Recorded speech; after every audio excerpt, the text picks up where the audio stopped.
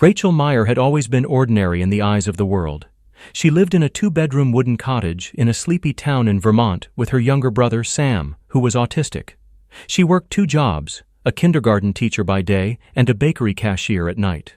Their parents had passed away 5 years ago in a car accident. Since then, Rachel has lived one life for herself and one life for Sam. Despite the hardships, Rachel kept one dream hidden away: to see Paris just once in her life. Every spare dollar went into a worn-out glass jar marked France. After 5 years, it was finally full. The night before her flight, she kissed Sam on the forehead, left him in the care of a trusted neighbor, and whispered to herself, "This is for me, just this once." Arriving at JFK Airport was like stepping into another world. Neon signs, loudspeaker announcements, families hugging, businessmen rushing. Rachel's simple outfit stood out, but she didn't care. She clutched her old suitcase and ticket like treasure. With 2 hours to spare before boarding, she bought herself a hot chocolate and sat by the giant glass windows, watching the planes take off like birds chasing freedom. But then she saw him, the old man with a cane, alone and shivering, dropping papers on the marble floor near Gate 34. No one stopped. Rachel hesitated. She looked at her watch. She looked at the gate. Then she stood up. "Excuse me, sir," she said gently, kneeling to help him. "Are you all right?"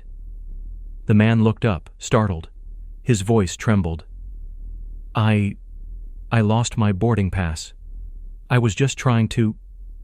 I think I'm in the wrong terminal." She guided him to a bench, sorted his papers, and found his boarding pass tucked in a folder. She even wiped his glasses with her sleeve. "What's your name, sir?" "Walter," he said. "Well, Walter, don't worry. I'll stay with you until someone comes to help." By the time the airline staff arrived to escort Walter, nearly 40 minutes had passed. Rachel sprinted to her gate, heart pounding, only to see the doors close. She pleaded, "Please just open it, I was helping someone." The agent didn't budge. "You'll have to rebook." Rachel stood in the terminal, her suitcase beside her, tears forming. All her savings, gone in seconds.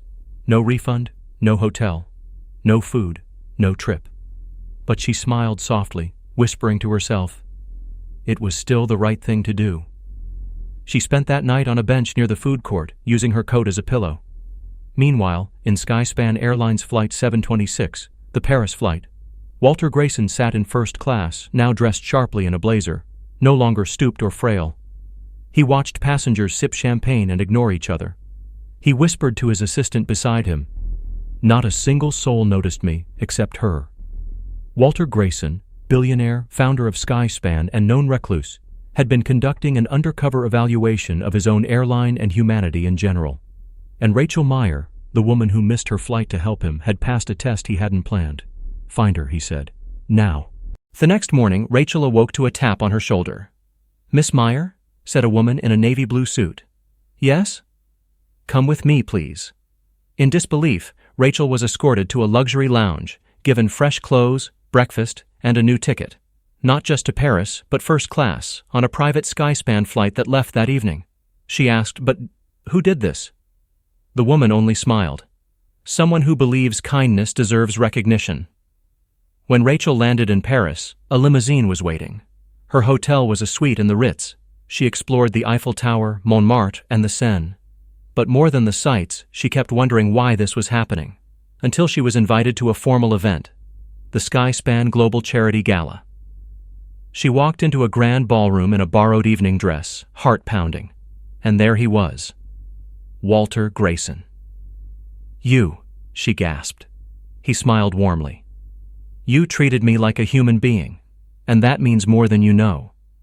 Walter invited Rachel to sit with him privately. "You didn't know who I was.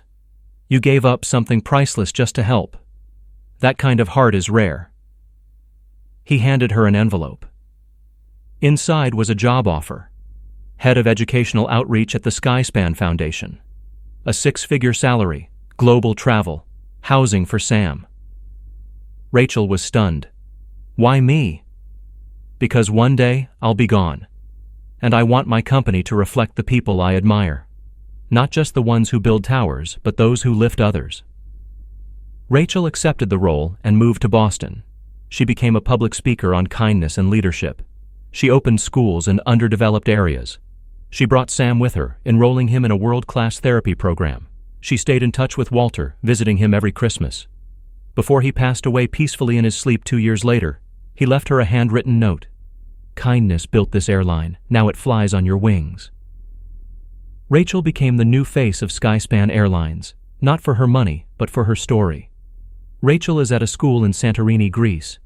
A young girl asks her, "Miss Rachel, how did you become so lucky?" She kneels down, smiles, and says, "I wasn't lucky. I just saw someone who needed help. And I stopped." One moment of kindness can change your life forever, even if you miss your flight. Sometimes life delays you. To redirect you towards something better, choose kindness. Always.